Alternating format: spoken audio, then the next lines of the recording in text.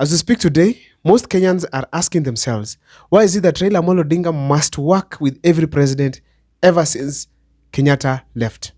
And the others are also asking themselves, why is it that President William Ruto must work with Raila Amolo Odinga?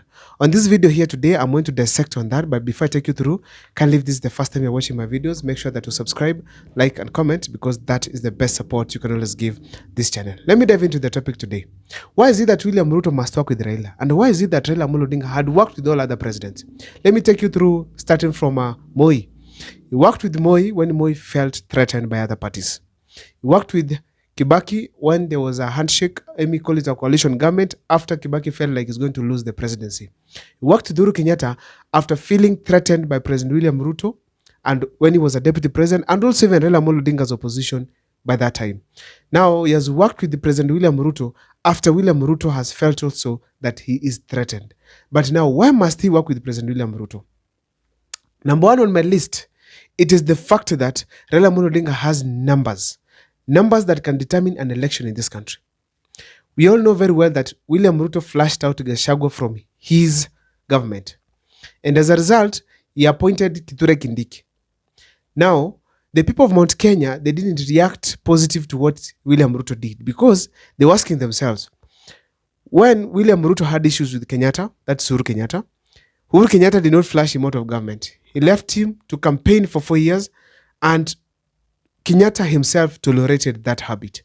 But why is it that now he felt overwhelmed with Gachagua to an extent that he flashed him out of government? So when that happened, the fact remains that the Mount Kenya people moved away. And checking from the results that we had in 2022 elections, Mount Kenya region provided 47% of the votes that William Ruto received. That is almost 50%, huge number. And that was very clear that without Mount Kenya, William Ruto was a nobody. That is why he went to bring Raila Amolo Odinga, at least to get his 5 million votes, which could at least replace the Mount Kenya votes that came from there. Now, in a nutshell, the numbers that Raila Amolo Odinga had are the ones that attracted William Ruto more, to an extent that he had to beg Raila Amolo Odinga to join the UDA government.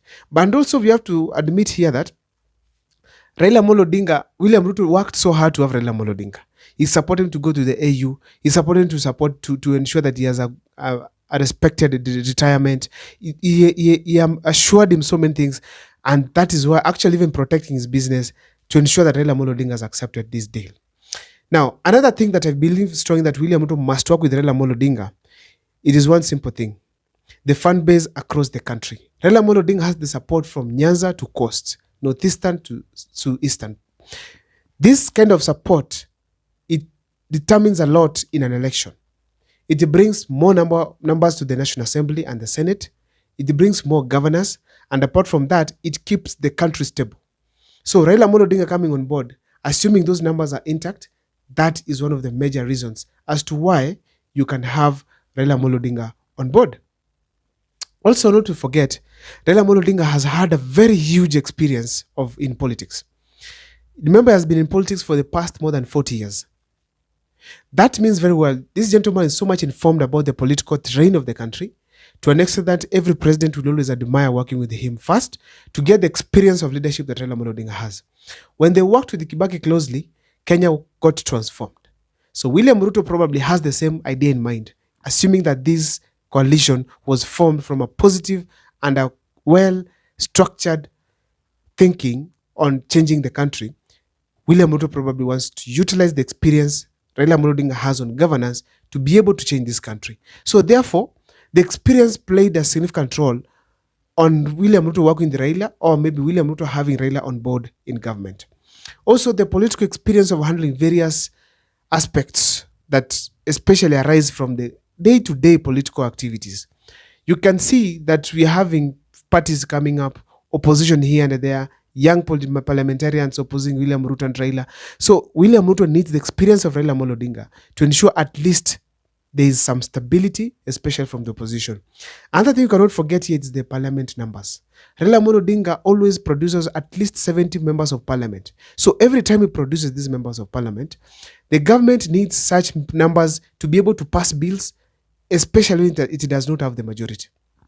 But as we talk today, as it stands today, William Ruto feels threatened, especially from the National Assembly, because most of the numbers go to Mount Kenya, which were taken by Rigathi Gachagua. And you can't trust, especially Rigathi Gachagua being at the grassroots, that a member of parliament from that region can comfortably come and vote for a bill that is able to undermine the country in any way. Because Gachagua will say it and will actually take it to the people, and the political future of that person will be completely finished. So therefore, he has to get sure numbers in the parliament. And who provides these numbers? Raila Amolo Odinga with his ODM party. So in a nutshell, those numbers makes William Ruto to ensure that he has worked with Raila Amolo Odinga. If he doesn't, William Ruto can easily even be impeached. His bills can be, of course, turned down in parliament, and to an extent that even sabotage the entire performance of the government. Because there's what we call legacy. If William Ruto is interested in legacy, he needs a functioning and a supportive parliament, which he cannot get without Raila Amolo Odinga's support. Now, also to add another reason is the uprising of youths in this country. As we speak today, we all have to accept that the youths of this country are seriously agitated by the governance that we have today. And we saw what happened last year in June, where youths went to the streets to protest against the poor governance from President William Ruto. William Ruto ever since has not changed. And as a result, we have the youth of this country always feeling agitated and that they are determined to ensure that they have good governance. And the language of youths is opposition, protests, and any rough game that is possible. Because the youths are simple. They talk to you. If you don't listen, they oppose. They come for you. So such kind of uprising that we have in this country cannot enable William Ruto to be peaceful without Raila Amolo Odinga. So it needs Raila Amolo Odinga at least to get a section of youths who can be able to subscribe to Raila Amolo Odinga's ideologies. We can't forget that back in 2022, Raila Amolo Odinga was more of closer to youths than even William Ruto. The Baba the Fifth, it was all over. William Ruto was trending with other people, but when it comes to youths, Raila Amolo Odinga had the majority. We saw his dressing code. We saw the way he used to operate. We saw the music being played. We saw how he used to talk to youths. So as a result, you note that Raila Amolo Odinga was much more close. So William Ruto having him on board will be able to control some of these youths, including people like Makaore. So therefore, we can be able to tell that despite participating in protest, there are people who subscribe to Raila Amolo Odinga's ideologies. Lastly, we cannot forget to talk about the Mount Kenya region. The opposition that Mount Kenya offers is so huge. And if Raila Amolo Odinga and William Ruto do not work closely to ensure that they have been able to tame this kind of opposition, or maybe must actually consolidate their base as well, the Mount Kenya region can take them home combined. So they have simply come to combine efforts, ensure that at least they're able to sustain what Rigathi Gachagua is bringing from the mountain as opposition. The Mount Kenya region always votes immensely. They take care of their interest very well. They ensure that they have bestowed the leaders they want. And if they're determined to take you home or bestow you into leadership, nobody can stop it. My name is Abel Mokwa. See you next time for more videos. Make sure that you subscribe, like, and comment.